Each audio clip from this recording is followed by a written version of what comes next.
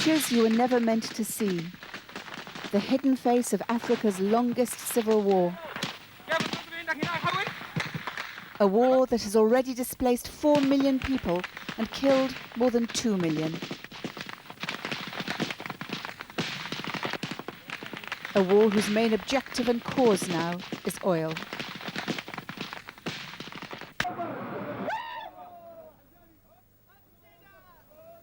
This young man was a Sudanese army cameraman. It was he who took these pictures of an offensive against the southern rebels of the Sudan People's Liberation Army in May 2001 that the government called Operation Restore Dignity. The government soldiers, many of them southerners and virtually indistinguishable from the SPLA, had set out in unusually high spirits. Before going into battle, every one of them had been promoted.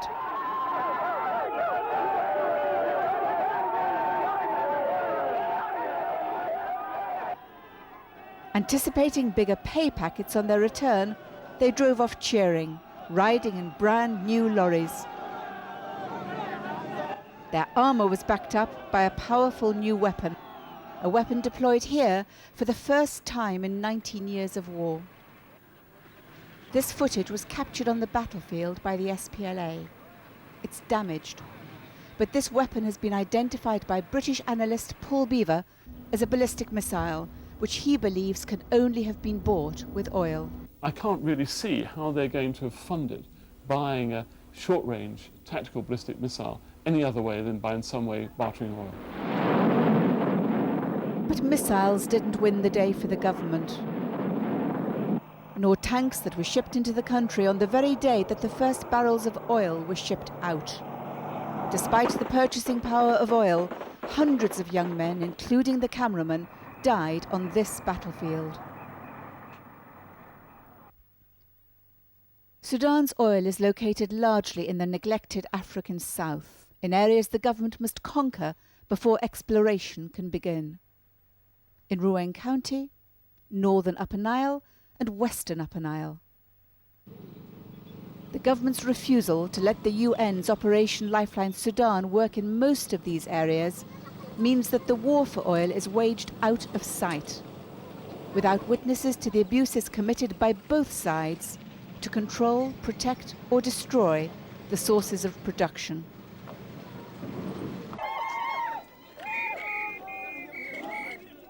Sudan has known only 11 years of peace since winning independence in 1956. The SPLA took up arms in 1983 to fight against the domination of Muslim elites from the predominantly Arab north and to demand that marginalized areas like the south share in the nation's wealth. Today, most importantly, the oil that the American company Chevron discovered in 1978. But it was only in 1999 that construction of a pipeline to the Red Sea made possible the large-scale development of oil. Canada's Talisman operated a vast concession around the original Heglig and Unity fields. Much of it lay outside government control. Sweden's London IPC operated a new concession in western Upper Nile, all of it outside government control.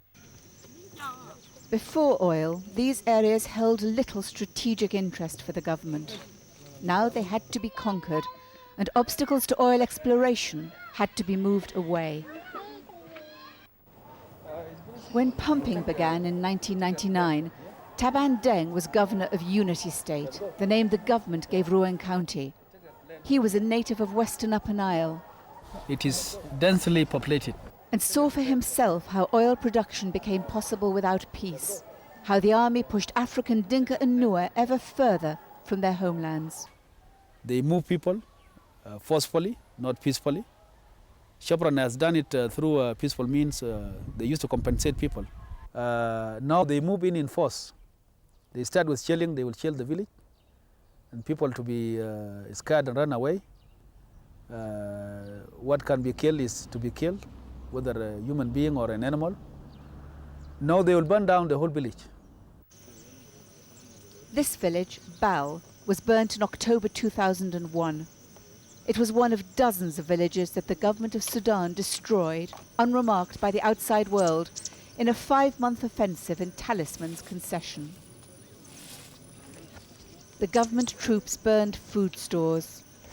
They carried off crops that lay cut in the fields. They mined farms and waterholes. Helicopter gunships flew so low that people hiding in the fields saw the gunners' faces. Those who survived fled. They can't come back because when they clear the area, when they clear that location, the first thing they do is a buffer zone. They make now army deployment to protect the oil, the drilling rigs from far. They make a buffer zone. There's no person who can come back now. To clear Ruweng County in the 1970s, Khartoum armed Arab cattle herders. The Arabs had motive to fight their African neighbours. Desertification and drought were forcing them to look for new pastures. Commander Peter Gadet, once a government soldier, defected to the SPLA in 1999.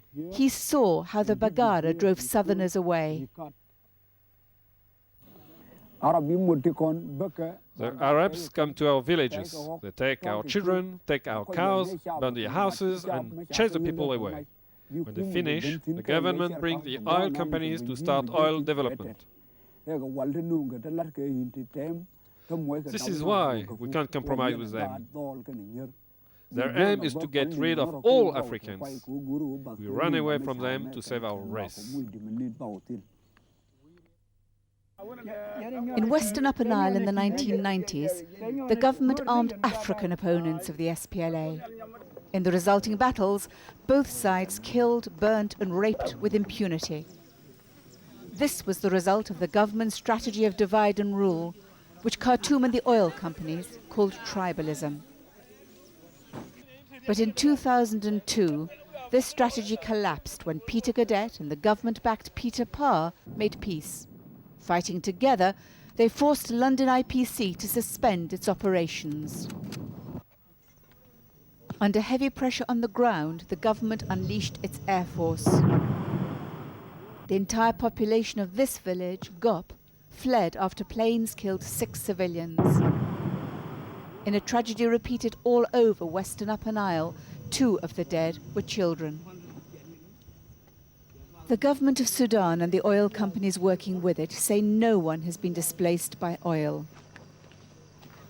They say the Dinka and the Nuer move because they are nomads, but they are not. They are pastoralists who move in search of water in the dry season, but who return to permanent settlements on higher ground in the rainy season, when the River Nile floods.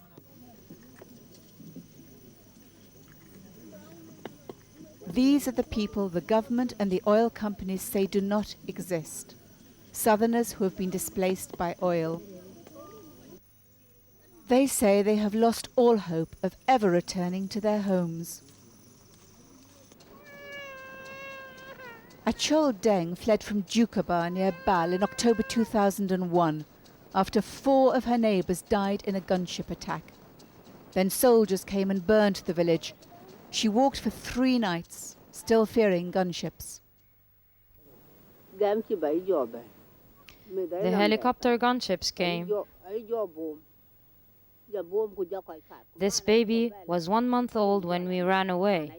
His mother ran in a different direction and was killed there. I ran with the baby. I ran to the forest with the baby and stayed in the forest with the baby. His mother was killed by gunships. The village of Wunkir did not exist before villages like Bal were burnt. It's a dry and dusty, wind-blown place that is barely fit for human habitation. Chico Malwal watched as 3 of his family, 2 of them children, were killed by gunships in Bal. He says he settled here because he can run and hide in the grass if the gunships return. We've been here for 3 months and the weather is very cold. It's very hard on the children. If the gunships come, we will run away, some of us in this direction, some of us in that.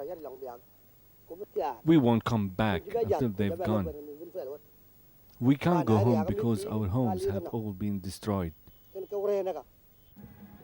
Mohamed Douar and his wife Niadar fled from Riyadh, where London first found oil, in February 2002.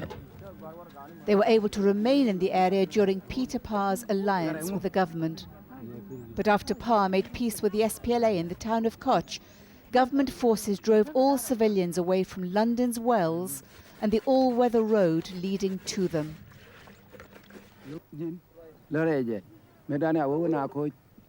When we made peace in Koch, they sent a large force to fight us. They came with cars for the war and bombed with helicopter gunships and Antonovs all day, from morning to night.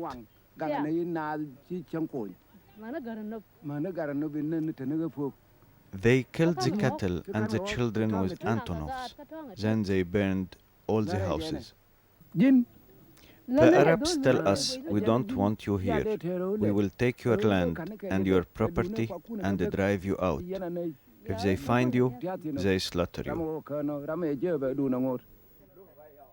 After Koch, southerners like these were rounded up all over government-controlled areas.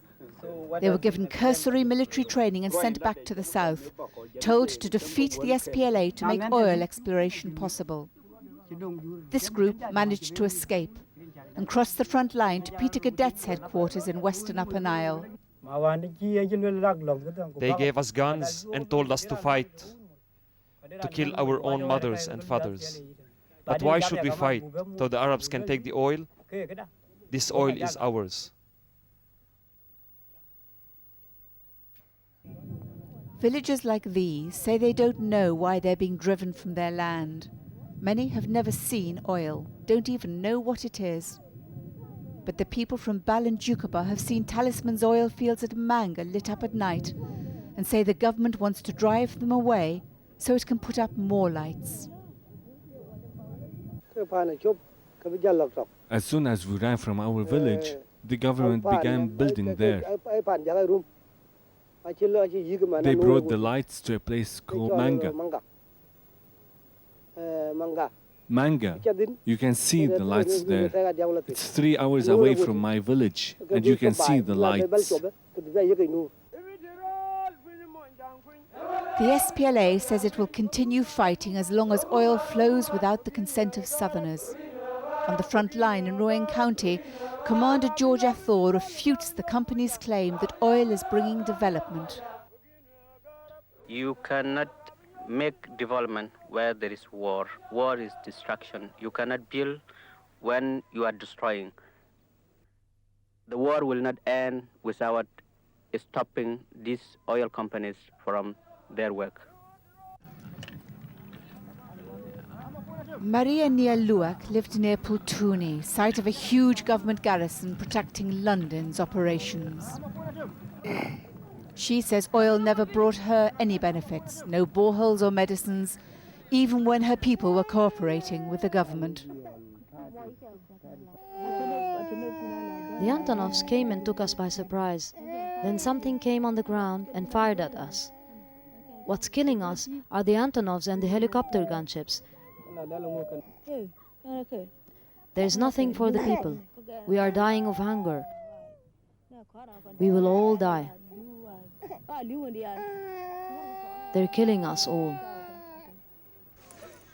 Before the war, Western Upper Nile had some services. This was once a clinic supplied by Operation Lifeline Sudan. But since oil came on stream and war came to Western Upper Nile, the government has denied OLS access to many strategic areas. And so southerners burnt out of their homes and denied relief in their own regions are compelled to move even further away in search of food. Nialdu, once a thriving market town, was closed to relief workers for months before the government finally captured it in February 2002. Because of the government bans, health worker Joseph Chan had nothing with which to treat the sick. But that didn't stop them coming to see him. His inability to do anything was terrible, he said, especially when the patient was a child. The child with severe diarrhea and body very hot, He's very weak, and I have nothing to help the child. We have run short of drug for 6 months. Baby like this usually die from diarrhea. The oil companies working with the government that denies these people relief make much of the small projects they fund. Taban Deng saw these projects close up when he was in charge in Unity State. Just temporary material is put, and we are told that there's a clinic and a school. They are actually not meant even for the service of the people. The first person to be treated in those clinics is not a child. It's not a suckling mother. It's the army, it's the soldiers, the security personnel. These are policies of displacement that are meant to continue depopulating our areas, to continue harassing our areas, to attract the life to be suitable for the people, the settlers who are coming from North Sudan. The oil companies argued that doing business with the government creates employment for Southerners. When Taban Deng tried to get Southerners employed in oil, he himself was displaced. I was given 4 hours as governor of Unity State by the army to leave the area. And I have to quit, otherwise I wouldn't be talking here now. They told me to leave the area because I disagree with the security people guarding oil. In Unity State, a normal citizen cannot get an employment. He cannot be employed as a worker. He cannot be employed as a driver.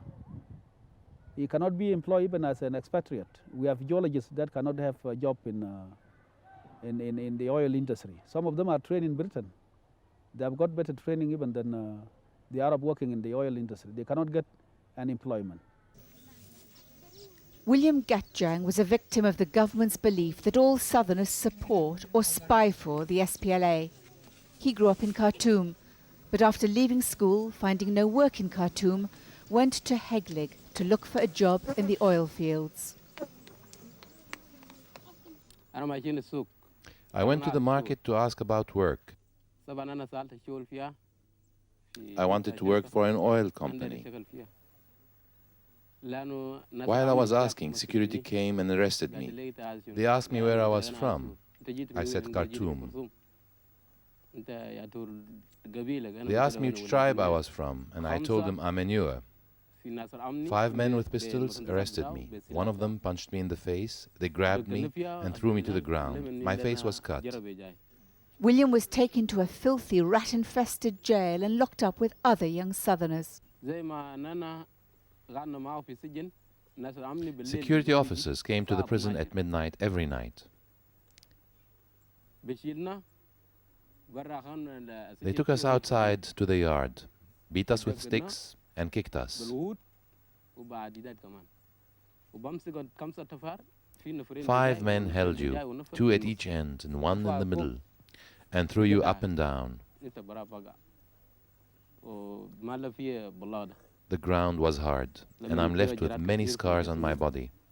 If you're not a strong man, it can kill you.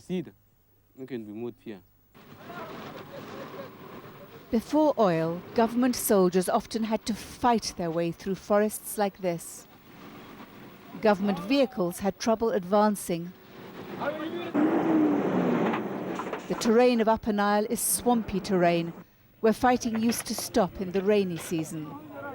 But all this changed when the oil companies cleared the land and built elevated, all-weather roads. They are knocking down trees. You know, the area does not have huge forests. Our forests are only the acacia tree. They are cleaning those forests so that they make a clear fire ground for the army. In the Unity State, it's a swamp area. It will be difficult for the army to move without those roads. It will be difficult for the army to protect oil companies without quick mobility. Michael Chan was once liaison officer between London IPC and the government militia of Paulino Matip. He says roads and bridges built by oil companies have given the government a clear strategic advantage. The companies are really the very people that facilitating the move of the Sudanese government that are working in the oil field.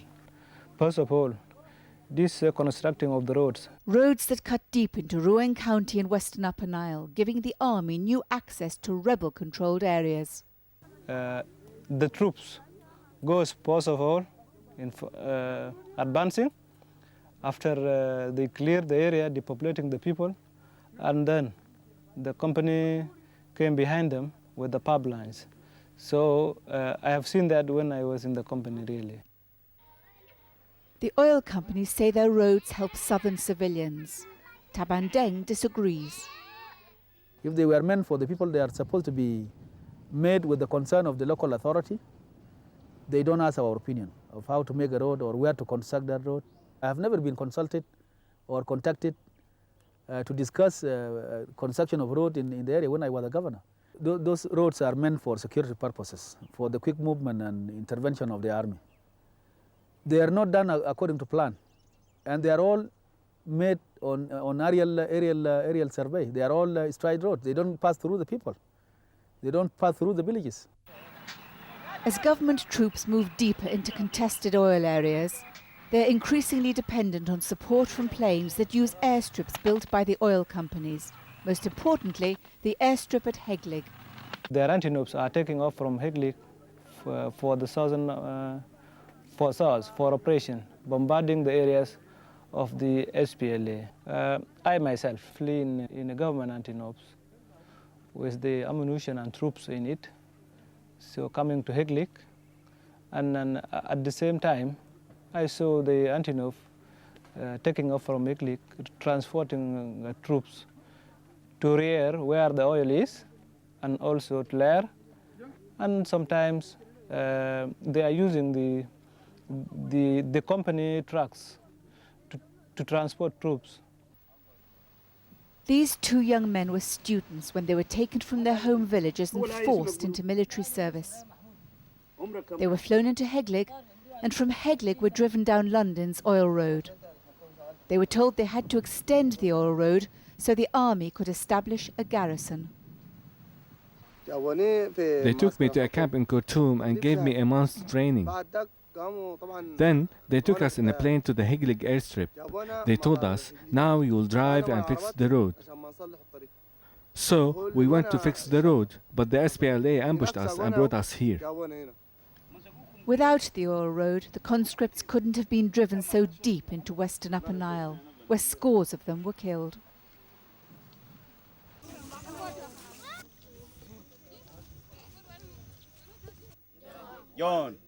Yon, and Greece, and Greece, for one.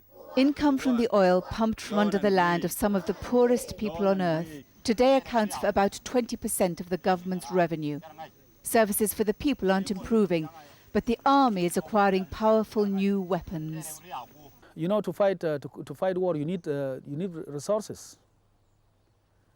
Sudan before was using the Arab resources through Iraq, through Iran, and some Gulf countries, Libya. But now they don't need anything from the Arab countries. They don't need anything now. They have got the money now. More than $1 million a day with which weapons like this are now made in Sudan. Peter Gadet collected this gun from a factory in Khartoum before he joined the SPLA. This gun is an anti-tank weapon, an RPG-9. It was made near Khartoum, in a place called Bagar. It's modeled on a Chinese gun.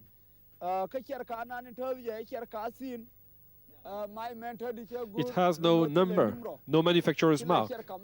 Why?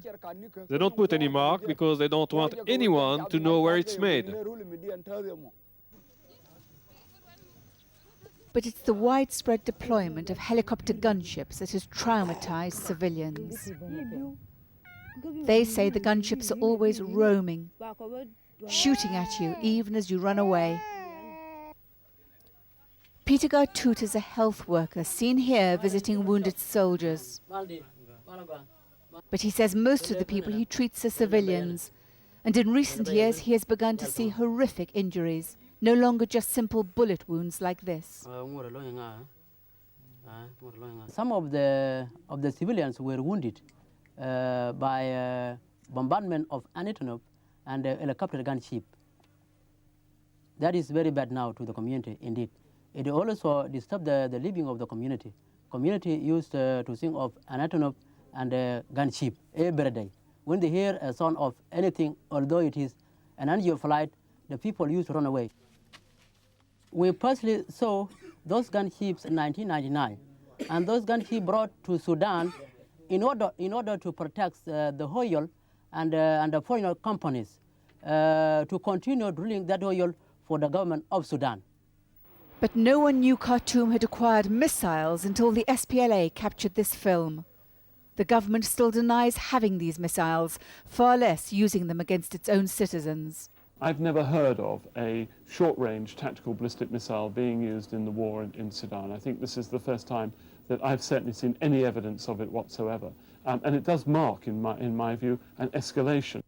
If it is what I think it is, then it's the first time we've seen an Iranian missile in Sudan, a range of about 110 kilometers, a very indiscriminate weapon. It has an error of about 1 to 2 kilometers. But oil money is not only arming the government, it is also arming the SPLA. The SPLA commander who defeated this offensive was Malik Agar.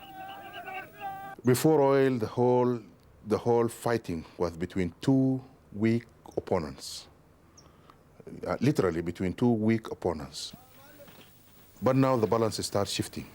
They've acquired a massive means of fire delivery. They are all brand new in terms of weapons, in terms of fighting vehicles, in terms of artilleries. They are all brand new, and they are massive. And many of them are now in the hands of the SPLA. We have captured most of these things. Most of these things, they're literally captured by us. And then we have them now, and they're new.